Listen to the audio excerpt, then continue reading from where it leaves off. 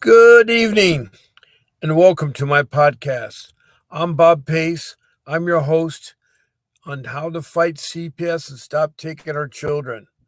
I want to welcome you all, a warm welcome, and I am here to help you. I'm a loving father, husband with a family of six, and I want to help you in your journey through CPS, the Child Protection System. And it's not like what you think it is. It's changed a lot. So um, I want to. Oh, good. We got Danielle here. I just want to do Danielle. Okay. Hi, Danielle. Welcome. Uh, Um, Good. I've been worried about you. You yeah, okay? I had some things going on, and my brother and I had some situations with him, and he had court and everything, and yeah, and also I found out that with this going on with my kid. Hold on, let me turn my brightness up. I can't see. Um, my the U.S. legislation just had a big meeting. Are we live? No, I'm are we sorry. live? Say it again, Are, Danielle. are we are we live? We are live. Yes, we are. Oh, okay. Go ahead and talk. But I'll talk in a minute. So, anyway, to you all that are just joined us, we have Danielle, our host. She's from Georgia. Hey. I'm from Southern California. We both have had CPS cases, and she's trying to get back her son, who turned 18 while in the foster care system, or actually in the CPS, the Child Protection System. And the trouble with her son is that he'd been lost from his mother because when her mother died, the son had temporary custody by her mother, and then Yeah. they had a long time getting a hold of her. And Yep. in the process of doing her child with special needs, so when her mother died, they took her son, didn't bother locating his biological mother. Are And crazy. Danielle got wind of it and now has been trying to fight to be a guardian of her son who has special needs, who needs help. She has a brother that Hmm. is also a special needs child, too. So she's going to be really busy with two children to take care of her. Hmm. You know, two adults, when you want to call them there. But Danielle, I had a most interesting couple days with different people. This morning, I had a person from uh, Kansas at the Kansas. place somewhere Okay. near the border of Kansas, and she did not have an active CPS case. Where her case, what she wanted to talk about, is that when she grew up, how she was abused by her grandfather, and her Oh. father abused other girls too. So we Oh. actually talked about something that was we never really talked before, and that was about how CPS did not protect her and how she was abused in the system. She's And grown up. She has a child. Go ahead. and they do that a lot. They bypass the homes that the kids need help with things like that person that you talked to this morning, instead of, and even when they report it, and they're more worried about the taking of kids, the removal of kids, than they are trying to help. And with that, like what we just said, the Senate today had a meeting about families first, and this is something they've Right. emphasized six years ago, that these CPS departments are supposed to put into effect the fact that they're supposed to prevent removal and prevent foster care and all this stuff, and Mhm. get these families and protect the children, and they have been failing to do that. So I'm glad that attention is being brought to all this, and they could have prevented. I mean, that how long ago did she say this was for her, the girl? Well, she was 8 at the time that she was molested. Oh, Um, wow. she was 8 Wow. years old, and her sister had been molested, and uh, her dad molested some of her friends, but not her. Oh wow. But Did they ever? her grandfather, his dad, had molested her, and they Wow. reported her mother reported it, And they and never. CPS didn't take it seriously. And so she Wow. was trying to get service and help and things. So she was talking about how CPS, she's in her 20s now, and she has a 7-month-old baby, and she does not want to report it to CPS anything because she's also afraid how they also take children. How they'll And try to so, take hers. yes, They'll we have retaliate a against. really interesting case because Wow. we talk about all the time about people that have had their children taken. Uh-huh. Hers hasn't been, but she shared her story about how she was molested and they didn't help her at all. They didn't Wow. help her at all. And they did And report it. how And even the other, what about the other girls that were they done that did way? report it, yes. And again, they were Wow. ignored. So, and the thing Wow. is there's lots of parts of the country where incest is a Mhm. norm, and And it's molestation and yeah. yeah, and so Wow. what that is among family members, and it's really sad because her grandfather, he's dying of cancer. He's going to be dead, and she knows that he's getting his will. But when he says smirks. But it's so Really? awful. Yeah, Wow. it's so awful. And I've then I got to yeah. thinking about how terrible it is when men rape women. And then I started thinking about that video that came out yesterday that was released by the Israel families of the Israel girl soldiers Huh? that were abducted by Hamas back on October 7th, and how they're Oh, being molested and how they're being treated and so oh forth. wow. And there's, Wow. they talked about some girls there that they formed a circle and they uh, uh, molested the girl. And on top of that, the father did, and the father killed the girl. Oh And wow. so I'm just really Wow. just, I mean, I've had a very traumatic thing today because I never have thought about molestation or about family members and then not having the CPS not work. That was what Right. surprises me. That That's yeah, surprises that one me. does because And so, I myself have been but not my family. I was raped at a young age, and the community, they helped out a lot, and my family was real supportive of, not supportive of the fact of what he did, but they were real supportive of getting help and everything, and getting him justice served. And I just can't believe that and it's crazy because over the last maybe decade, things have changed so much. Like in areas like that, like the rape and molestation and CPS, just by listening to this chairman of the legislation of the House, he even said over the last decade, like it since Clinton was in, or like that around that time. So that was like shoot, that was at the beginning of the 2000s. I mean, it's crazy how times have changed, and it's like they're looking, and it's more about money now. It's all, I mean, it's not about families together or anything. It's about money. Where'd you go, Bob? You still there, Bob? Uh-oh. Bob. Everybody hear me? Bob. Um,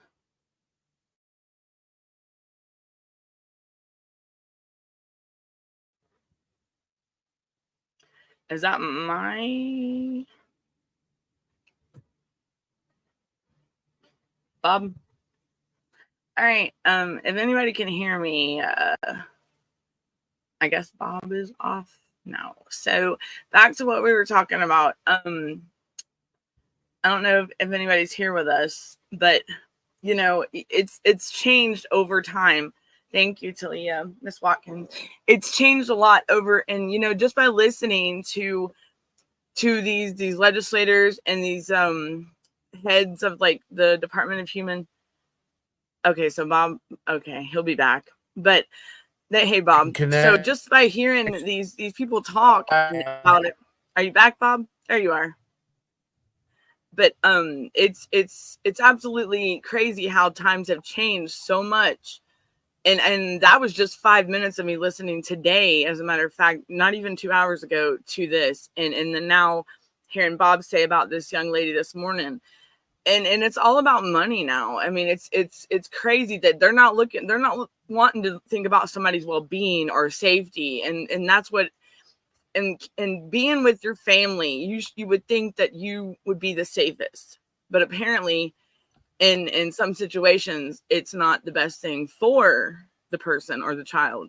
But in most cases, the family is the safest.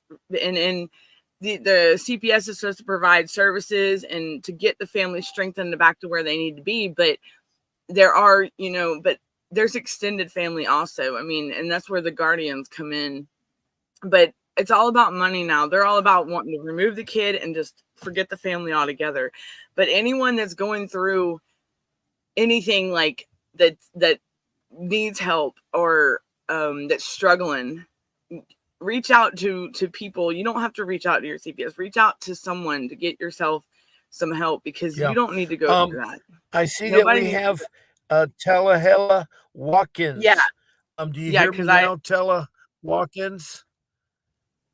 Because you I disappeared. had just told everybody here that when typing to the comments your CPS questions, please show your name, city, state, and country, and be complete with your CPS questions. She's in Iowa, Des Moines, Iowa. Okay. Yeah. And it concerns the 3 children. Wow. To all you listeners out there, I love to hear your texts and comments. I also have a phone number that you can call in. Let me put that up there. We seem to have a slow internet. I don't know why, but she spoke before several. Okay. You're more than welcome to call in if you want to, Miss Watkins. Okay, my phone number to call in to speak to live on the show is 626-698-0990. And I will put you on speakerphone and you can talk about your case. Otherwise, you can continue to text me.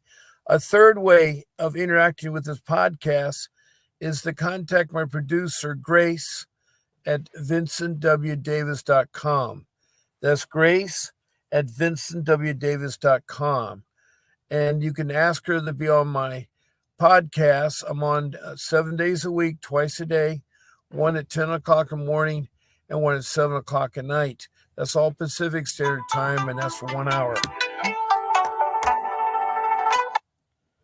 Okay. Hello. Who's this I'm talking to? Yes, I can hear you. Who's this I'm talking to? Yeah, that's Letitia Watkins. I spoke to you in the year before. Okay. Last time I spoke, you know my case with my 3 children in Des Moines, Iowa, but I live in Des Moines. Yes, I remember. I'm sorry if I called in because I want to ask this question, right? Okay. So when your children are seen by a doctor or provider, don't you supposed to be notified of that? What do you mean from your DHS worker? When your children, what do you mean be notified? Okay, so one time I have found, I think I talked about this before concerning my son, Darrell. My son, because we can't say names. Right. Well, he was seen in an emergency room, and I got the notification while I was at work, and the hospital was technically 2 blocks up the street where I was staying when I was out there in Des Moines, Iowa, and did not know that my son was seen until I had got like a survey about him being seen. So I went up, I took off work the following day, and I went up there, and they told me my son had a fever of 104 and he had an ear infection. But I was not notified. Then I get another notification, right? That he was sick again. at urgent care. Well, wait a second. Before you do all this, was he already in CPS's custody? Yeah, he was in foster care. This when the children were broken up in So different okay. homes at this So time. what was the original allegations again that he put in foster care? Well, the original, I went to jail on an out-of-state warrant. That's right. And they were placed in, you were stopped foster care. and you had an out-of-state warrant, and they immediately took your child because a warrant. My children. Yeah, a warrant is they went ahead. So, they're limited to what they need to tell you about. You still have your medical rights, and you still have your educational rights, and they should have notified you that he was taken to the hospital. And they didn't, and that's something you can complain to about that because that was wrong. The worker had got in trouble by the judge before, and she told her, I reported that because we was at the what was it? Preliminary, what do you call it? Placement hearing? I forgot the direct name of that when they, placement hearing. It's called a detention. It's called a detention hearing in detention court. And it's a safety plan. They're trying to determine, had they already determined where to put the child, or did it automatically go into foster care? They automatically went into foster care, which I don't understand because because they're supposed to. They're supposed to talk to you. We were held at gunpoint for 5 hours, so why they wouldn't allow someone in my family to pick them up when my family resided in Chicago, and it's literally 5 hours and 30-minute ride from Chicago to Illinois. Yes. But that was wrong. For family to come and get them. That was nothing wrong. They could have temporary hold a child in a shelter until the family members came to pick them up. They should have held the child temporary, and then they were going to put them in a group home, but the group home told them, these 3, Negroes cannot come here. I heard it on the phone while I was at the jail. Oh, that's terrible. That's terrible. I wish people would stop that. That's not right. That's not right. They literally said that, and I literally lost my mind. I was screaming. I was crying. I had to be put in the cell by myself because I didn't know what to think. I was scared. I was petrified. I don't wish that on nobody. Yeah. The thing is that you probably don't have an attorney. Do you have a public defender? I do. Yeah. Okay. So we supposed to have a court hearing coming up, like I told you, Tuesday. But my question is, I wanted to ask, because I was calling around and I was, I've been collecting medical records because it's some medical records that's contradictory that I want to bring up. But I don't even know if I'll be able to bring it up on the 28th because I won't be able to get it to June. I could bring it up at the TPR, termination of person rights hearing, but I can't bring it up at this hearing when I needed it the most because it takes up to 30 days. But they said I could request it now and I could pick it up in person. So I plan on doing that in June. I will visit with my children June 5th.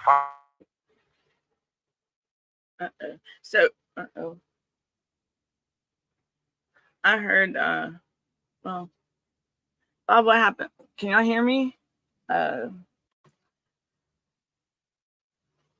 Did Bob's dinner? I know AT&T's acting up. Let me find how. So I lost both of them. If anyone's listening, we're having some connectivity problems. There we go. You just plug in there. Yeah. Okay. I think you're on, aren't you? Yeah. I didn't know what was going on. Well, no, I have a bad internet connection. This is to all your listeners out there. I have an 18-year-old son who is a senior, and he has his prom tonight. And so I'm doing this on the eve of his prom. I had started early at 5 o'clock Pacific Standard Time, and his prom starts at 6, and we still have to drive to the facility, which is not too far away. But Anyway, uh, So I was on the phone and I was gathering medical records to present because there's some contradictory statements in there. As I already explained to you guys before, they forcing tonsil surgery on my son and ear tube replacement on both my son and daughter. But my daughter does not need it. In the medical record that I have, she had already been seen. She passed a hearing test. She didn't have any hearing issues. So they could potentially be forcing the surgery on my daughter and she doesn't need it. well, what does the doctor say? Have you talked to the doctor about it? She still has her medical. He won't even call me back. You're his mother. Have you identified who you are? I'm the children's mother, yes, but I've left several messages with him since when I was in Freeport, Illinois. He have not called me back. It's been several months. And that's why I told them I wanted the kids to have a second opinion. But the courts denied me of wanting to get a second opinion. They just did okay for surgery. Well, you could have told them that you could have asked them real quickly or asked your court-appointed attorney to ask them, you have the medical rights. They denied it. She did. They denied it. They denied your medical rights. Okay. They denied for a second opinion and they approved. I told them to give me more time and I wanted to get medical documentation. So while getting the medical documentation, I wanted to have a second opinion. They denied it. They just approved the surgeries on my son and my daughter. So now all three of my children would have undergone surgery. Yeah. My oldest daughter twice. Okay. So while I was calling around for this information, I found out that my son was seen this year and he had a sore throat and he had a pink eye. I wasn't notified of that. This was most recently in February. Okay. And October, he had an ear infection in both ears. I was not notified about that. Now, I was notified about the ear infection in one ear because he was seen twice with that where he had a fever of 104. But my children never had a COVID test done. Like, when they had a Christmas vacation at my auntie house, it was like back in November of 22, and with December of 22, going into 23, the driver had COVID. And my auntie is like 70-something years old. So, you know, he got out the car. He would sit down in front of her house, nearly scared her to death. She didn't know who this stranger was sitting on her porch. And she just wound up opening the door. And, you know, my kids were coming in. And nobody notified my auntie that he had COVID until after the fact, several days later. So he came down with COVID on top of this? Huh? He came down with COVID on top of the ear infection. He had COVID. He transported my children to Chicago from Des Moines, Iowa. Yeah. Sorry, my brother. They didn't notify my auntie that he had COVID, and my daughter, she was exhibited cold-like symptoms. She threw up all over my auntie house. And I had to send her money to get medicine and to buy her clothes because her foster parents did not send her no clothes. Oh, boy. She had only the clothes she was wearing, no coat, no boots, no socks, no underwear, one little pair of pajamas. So they're not notifying her of anything with the kids at all? Buy her some clothes. They're not notifying her at all. So far, she's had her 2 children with both ear tubes, and now he has COVID on top of that. And they're not doing very care, and they don't recognize her medical. I don't think her medical rights have been taken away. Have you tried to complain to the director of CPS in Iowa? I've tried calling her. I was on the phone with them all morning, telling them somebody needs to call me. And I haven't received the phone call yet. Well, you may have to call again. Are you close to going in person to the office? No, because I'm 5 hours and 30 minutes out. I'm in Illinois. And have you called the state office? 5 hours and 30 minutes from Chicago. Well, the case was opened up in Illinois, right? Iowa. I mean, Iowa. I'm sorry, in Iowa. You're living in Illinois. I moved to Illinois. Yes, I've been in Illinois for a year. I tried to get the case transferred with the 380 petition. They denied it. They did. Wow. Wow. So they're just making my it case all the way around. Have you thought about going to the Illinois CPS to see if they could help you with the ICPC? I tried it and they can't. They said it's Saturday. I would take it up to the senators in your state. Well, she could go to the Iowa. I have called the state representative for Illinois, and she's willing to help. Okay, well then that's one way politically. She can have willpower to help me concerning this matter, which I don't know how much she can do, but hopefully enough. Well, she could politically put pressure. Have you tried the congresswoman or man of Iowa? Have you tried them? No, because you know what? I plan on going out to Iowa to pick up these medical records, and then I'd rather do that like in person, knock on doors or reach out to the governor. Right. Try to speak to them in person, because trying to call over the phone, they see you this person, see you that person, the messages seem to never go through. So I have to go pick up these medical records like June 4th, and I'll just do that day. Okay. Because I got to go to West Des Moines, and, I could stop. I got to pass through Des Moines anywho. So. Well, I could do that all in one day. Do you still have a public defender in Iowa? For now. Yeah, I just meant maybe. I don't know for how long I'm going to have her, because she wants to step down. Oh boy. We're not getting along. Do you call them? Do you email? Make sure to keep a paper trail of everything that you do as far as communicating with them as well, because it sounds like they're just totally like denying your phone calls, but email them. Send a follow-up email or a phone call right after an email, like follow up, like always keep a paper trail, because it sounds like they're like just pretty much like putting your phone calls to the side. You know what I mean? Well, they say that you should keep a paper trail, like even though. I do. I definitely have a paper trail. Okay. All right. Definitely. Okay. I do. I have emails. I have text messages. Okay. Voice recordings. Good. Yeah. Good. Because that's because it sounds like they're just trying to take your phone calls and just like put them off to the side, and they may listen to your message, but it sounds like they're ignoring it altogether. You get what I'm saying? Like, and that's not cool. That sucks. Right. And we pathetic. have those complications and those issues or whatever. It's like a lot of back and forth. Like, when I had called, according to them, they don't want me contacting Central. Yeah. Because when Central get involved, they in trouble. So that falls down on.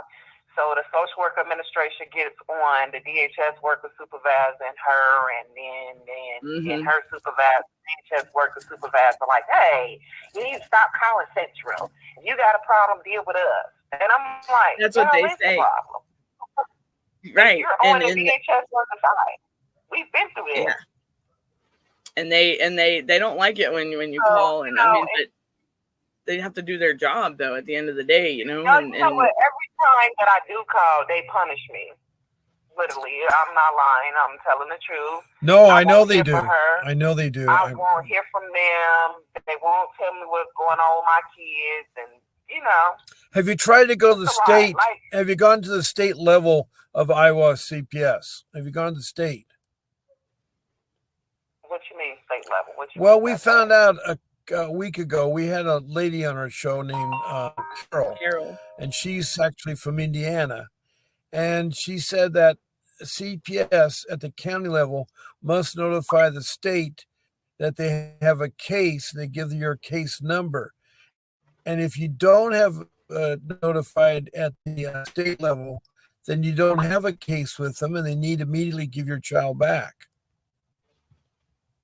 Right. At the state level, well, you look at Iowa, the state level there.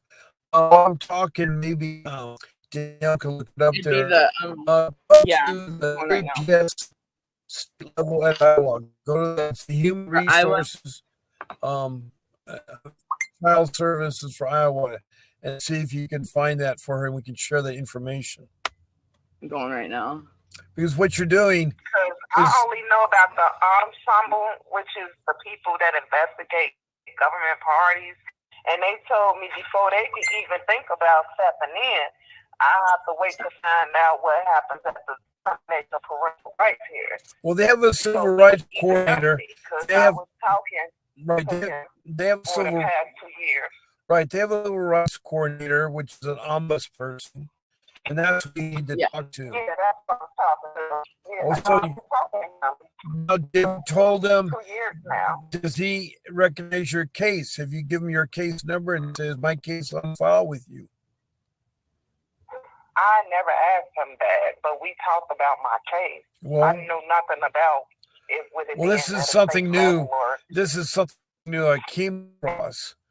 But he should have, and also, if the county level is the runaround, that you can file a complaint with him, he can investigate it and do something for you.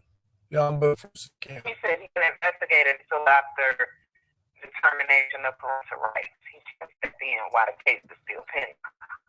Because the decision hasn't been made.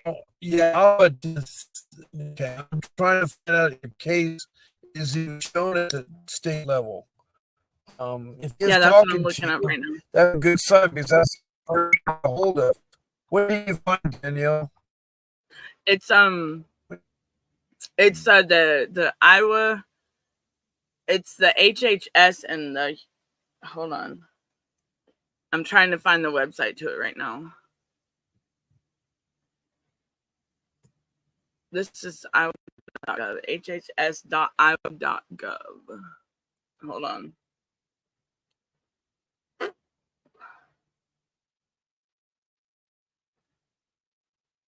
Oh, they even have Families First up there. You need to go to the Health and Human Services in Iowa. The Health and Human Services of Iowa. That's where you go report it to. Let me put this down here in the chat for you. Health and Human, yes, that it's Health and Human Services in Iowa. That's where Miss Watkins, I put it in the chat for you. That's the website to go to.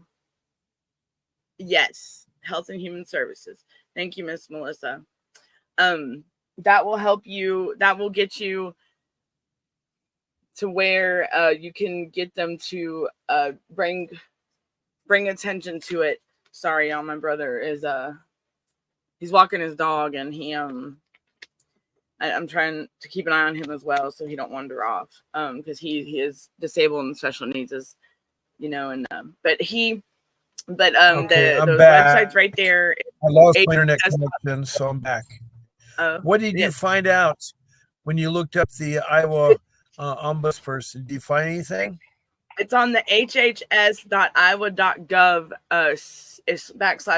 /CPS. It's on the Health and Human Services. That's where you have to go to get in contact with these. What's it called again? It's the Health and Human Services in Iowa. That's the website. It's the Health and Human Services in Iowa. Yeah, it's HHS. I put it in the comments under the thing. It's hhs.iowa.gov. And that's where you go. Are you still there, Bob? Okay. It's HHS .iowa.com. Let me put that in. .gov.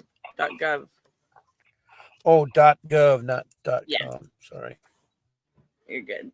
And then going on there, it'll direct. I got that lady you told me. You gave me her name, but I couldn't find my paper. My son's calling. You said to reach out to her. You said she's been in Iowa for over 15 years. I forgot her name. You said it was a woman. I don't know if she was a Democrat state representative in Iowa or what. I think she was a senator. Reach out to her. I think a senator. A senator? Yes, it was. It was. I just tried to put it. No, I'd have to look up the senators in Iowa. Do you still hear me, Danielle? If you hear me, Danielle, can you look up the senator in Iowa? There was a lady. I remember that. Yeah, you gave me her name, but yeah, let's see if Danielle. My Danielle. paper, I was looking for it. Danielle is having so internet issues too, so contact her. We're both having internet and I issues. couldn't even locate it. Oh. Wow. Well, let me see if I have one of my tabs. Let's see if I can still get it.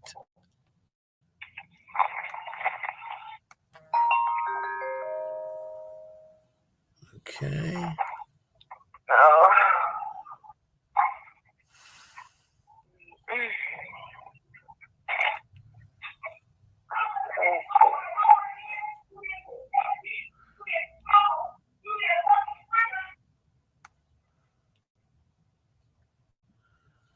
Here's the legal aid for guardianship in Iowa.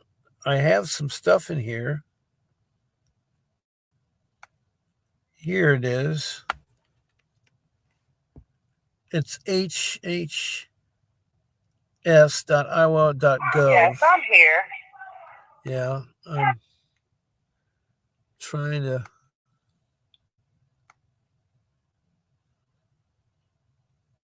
Okay. All right, I'm thinking.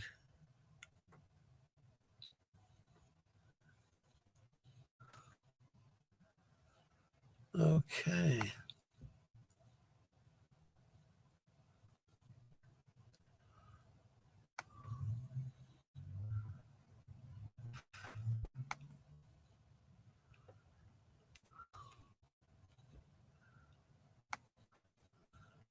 I think we've lost Daniel.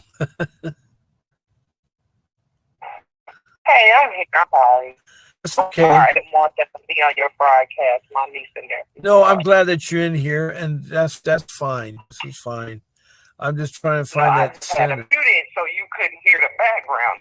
Oh, yeah. Well, this sometimes you have family. I know. Sometimes you have family, so I can look at that.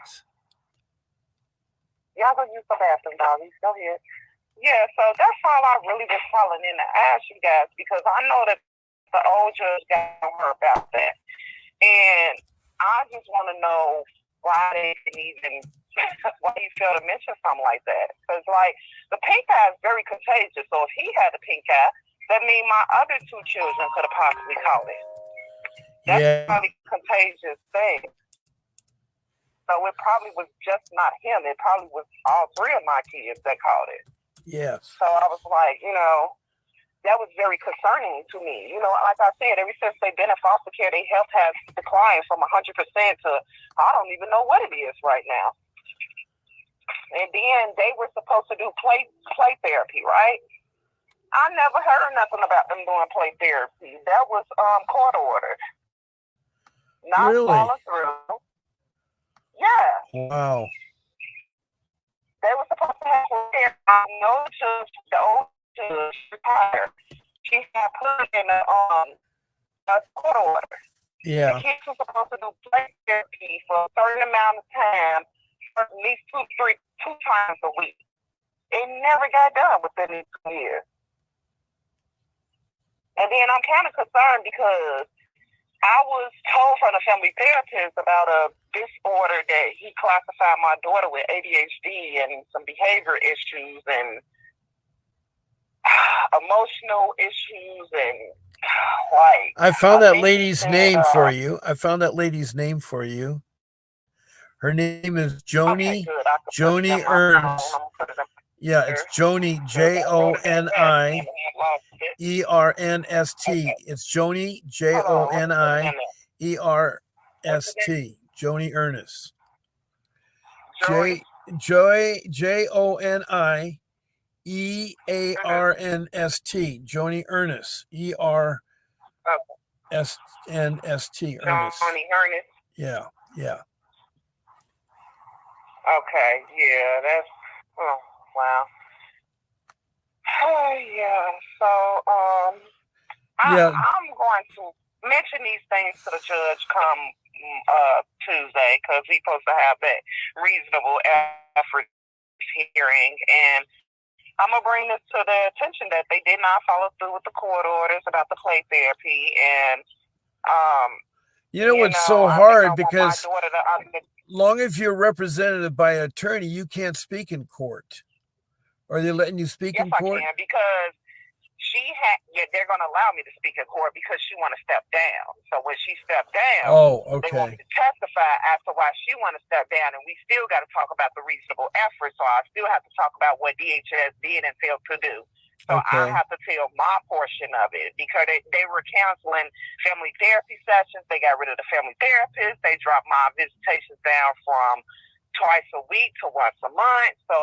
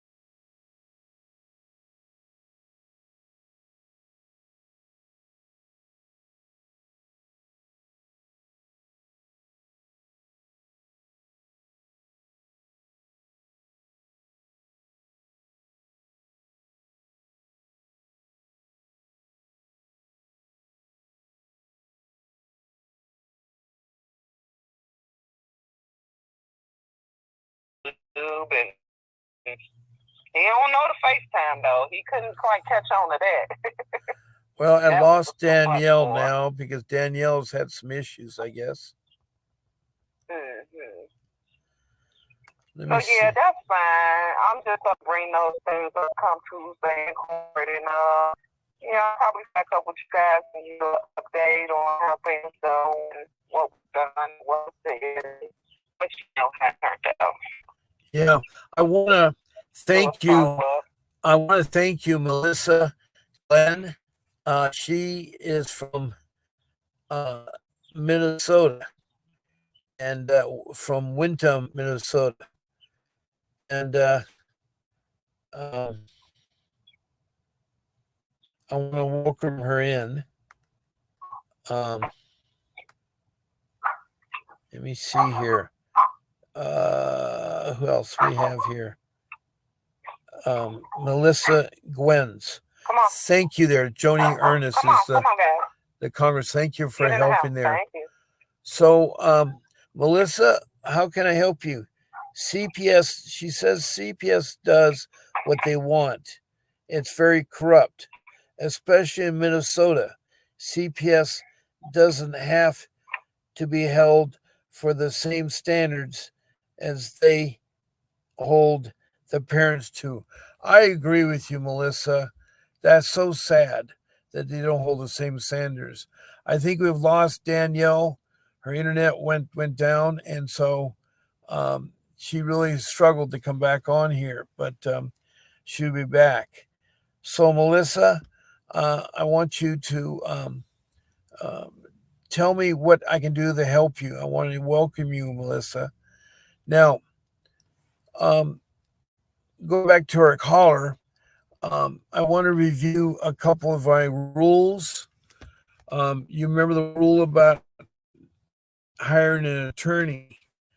A lot of people have trouble finding a pro bono attorney for free. But if you type it a certain way, like for example, let's say you live in Athens, the next biggest city is Atlanta. So you want to find in Athens and Atlanta, Georgia, a pro bono dependency attorney. And you should get a list of names that come up. And all you do is pick 10 of them that look the best. And you want to call them. And when you call them, you're going to find out they're in business. That's one of the reasons why you call them. Next thing you know, they need to know, are they pro bono, like they say, for no charge. Then you want to find out if they've had experience fighting CPS. Have they fought in dependency court? Have they won getting their children back? You need to ask all these questions. It's so important. And then after you found 10 of them, I want you to add Mr. Davis in as one of the, you're going to narrow it down to 5. You want to get it down to 5. And down to 5. So what you want to do is you want to do a consultation. And I want you to do a consultation with Vincent Davis. Hold on, I'm trying to bring up his number here.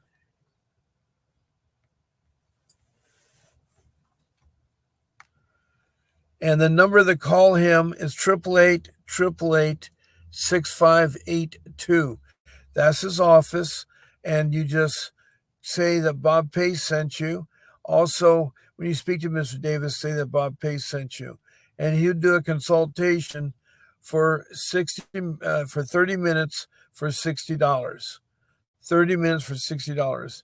And there you can talk to him. He has 35 years of fighting CPS. He has won cases. He has gotten children back. He's a trial attorney, and he will fight in all the different states. You need to speak to him about his retainer and so forth. But it's so important you get yourself an attorney, because without an attorney, it's very difficult to fight your case, especially if you're far away from where your case is. Because my caller has a case in Iowa, but she lives in Illinois, and they're not close. And so it's hard because you can't drive down. You can't do a lot of things in there. So that's rule number 1, that you need to get an attorney. And I say it's like doing open heart surgery. You know you're going to get a professional doctor, and that's what CPS is. It's a terrible agency. They're not transparent. They lie. They use deceptions. And on top of that, they are trafficking your children and taking them and putting them into foster care. And they're alienating your children, and that's wrong. They don't, they immediately, when they come in and get your children, they take them without being in imminent danger. But I'm saying with rule number 1, you need an attorney. And, if you get something wrong with your heart, you're going to have a professional doctor look at.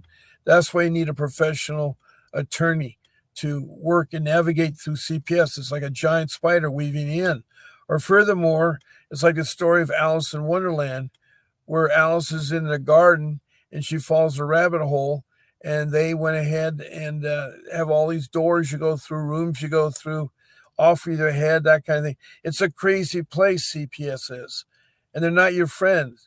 It's like, I'm telling you, they're really bad people. In fact, in Prescott, Arizona in 2022, 8 social workers made T-shirts. I call them the Pink Ladies. And on the front of the T-shirt, it said they're professional child kidnappers. In the back, it said, parents, you know where your children are. They wore them proudly out in public. That's the mentality. Yes, they were fired, and so was the director. But that was wrong. And that's the mentality of social workers. So with rule number 1, you need to really get that attorney. And so I know it's hard. You don't have the money and so forth, but there are pro bono attorneys. You just got to spend a lot of time looking for it. Now, a very important rule is rule number 3 that I'm going to shift to. And rule number 3 is that you say no to social workers or policemen. You don't talk to them. It's yes, no answers. Yes, no answers. Hold on a second. I think I lost my phone connection to my person here. Are you still there? No. Let me try to get her back here. I lost our caller right now. Here, let me get here. Okay.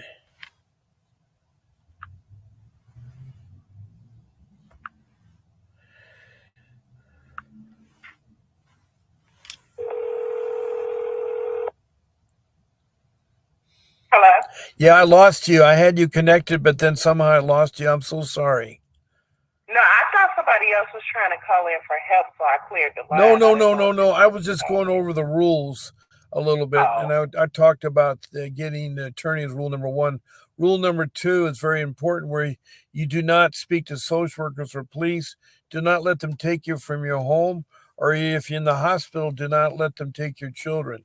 It's very important that you protect your rights. They need a court order, like a warrant, that said that they need to take your child. They have authorization from a judge that signs a warrant. So I'm telling you right now, don't let them in your house. Don't even open a door. Tragic things happen to people open the door. There was a young man, and it's a black man, but he's in the Air Force. He's an airman.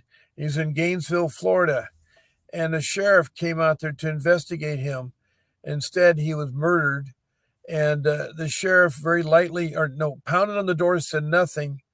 He was concerned inside. He had a license to have a firearm, but his firearm was down at his side. And what the sheriff did is, when the guy opened the door, he fired 5 shots. I don't know what it takes 5 shots to put someone down. They could shoot him in the foot or something there. But he didn't ask any further questions. And then what could have been avoided, the sheriff could have told, if anybody's behind that door, unlock it, then lay face down with your hands behind your head, put any weapon off to your side. And then he could have squatted and looked around the door jamb and assessed the situation. But there's not needlessly to shoot somebody. And that seems the growing trend, is police would rather have them dead. And I don't know why. If they're superior marksmanship, they can't shoot them in the foot or the arm to temporarily incapacitate them. But anyway, here's a young man. He was talking on his girlfriend on FaceTime, and she heard it all, saw it all, and that's where the videotape came from. So I'm really sad that happened. So I'm telling you all out there, don't answer the door. Go in another part of the room. Be quiet. If they need to get in there, they will have a court order, or they can call you later, or send you a letter. But you don't know who's at the door, so never answer the door. I'm telling you that's not the right thing to do. Now, also there's medical trafficking that takes place, and that's where you're in the hospital because your child's sick, and the doctor has said this is what they need, and you want to get a second opinion or go to his pediatrician. You have the right to do so. But somehow social workers, CPS social workers, are working in the hospital, and they immediately take your child like you're refusing medical attention. That isn't the case. But they're marching in the room and they're taking the child. Do not give them, tell them to leave. You have your medical rights to your child. They need a warrant before they can take them medically. So watch out the medical trafficking. Watch out showing your home. That's your castle. You don't need to show them home. You don't need to talk to them. Say yes, no answers. That's really, really, really important. And then lastly, my rule number 2 is the paperwork of things. And that's where you need to get a 6-inch 3-ring binder, stuff it full of college rule notebook paper, put some subject tabs. An important subject tab would be the incidents. And you have to list the date, the time, and the people involved in the incident in the first line. The next line, you describe the incident. And the third line, you do the outcome. If you don't have the outcome, skip a couple lines, come back later. Then when that first instance completed, then you skip a couple lines with the second incident, skip a lines, the third, and so forth. And you put all the incidents related there. And then with the other subject matter, you can put maybe a tab with the results of your programs or your parenting classes in there. You can put that down, or seeing a therapist or something. A third tab might be you want to put all the information about people you contacted and websites and so forth. It's for your use, and you really should have it, because I didn't do it, And when it came time, it was terrible because I couldn't remember everything. I could not remember anything. Is there any other question you can think of? I have about 5 minutes left in the show. No, I don't have any other more questions left. Okay. But thank you so much for well, I reaching thank back out you to for me. I thank you for calling in because all your listeners out there, she has a tough case. She first of all is here because she loves her children. Anybody that comes in here should have their children back. It's wrong to take children, and it's also wrong for them to do unnecessary medical treatment. And if you have the medical rights, it's wrong that they denied your medical rights. So that was really sad on that part there.